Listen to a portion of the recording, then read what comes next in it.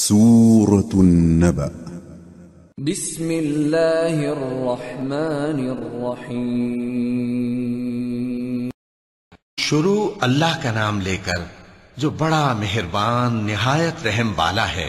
یہ لوگ کس چیز کی نسبت ایک دوسرے سے پوچھتے ہیں؟ کیا اس بڑی خبر کی نسبت جس میں یہ اختلاف کر رہے ہیں؟ دیکھو یہ عنقریب جان لیں گے، پھر دیکھو یہ عنقریب جان لیں گے۔ کیا ہم نے زمین کو بچھونا نہیں بنایا اور پہاڑوں کو اس کی میخیں نہیں ٹھہرایا؟ اور ہم نے تم کو جوڑا جوڑا پیدا کیا اور نیند کو تمہارے لیے موجب آرام بنایا اور رات کو پردہ مقرر کیا اور دن کو معاش کا وقت قرار دیا، اور تمہارے اوپر 7 مضبوط آسمان بنائے اور آفتاب کا روشن چراغ بنایا، اور نچڑتے بادلوں سے موسلا دھار میں برسایا تاکہ ہم اس سے اناج اور نباتات پیدا کریں اور گھنے گھنے باغ۔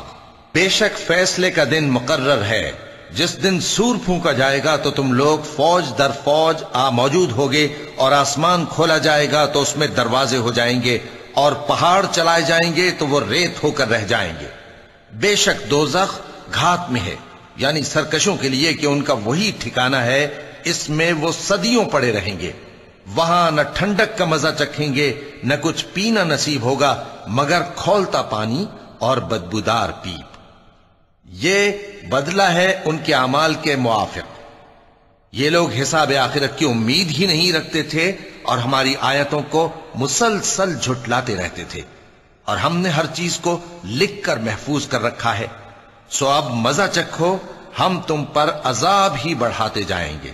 بے شک پرہیزگاروں کے لیے کامیابی کا گھر ہے، یعنی باغ اور انگور اور ہم عمر بھرپور جوان عورتیں اور شراب کے چھلکتے ہوئے جام۔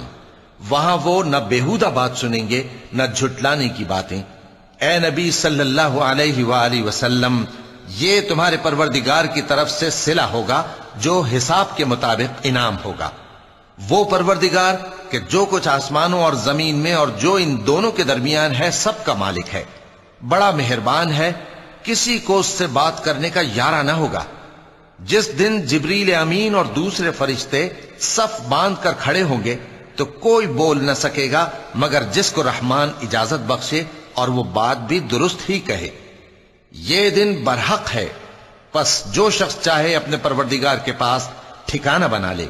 ہم نے تم کو عذاب سے جو قریب آنے والا ہے آگاہ کر دیا ہے، جس دن ہر شخص ان اعمال کو جو اس نے آگے بھیجے ہوں گے دیکھ لے گا، اور کافر کہے گا کہ اے کاش میں مٹی ہوتا۔ صدق اللہ العظیم۔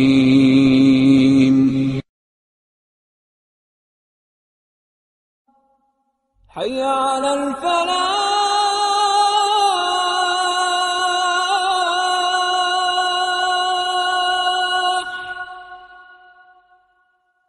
حی علی الفلاح۔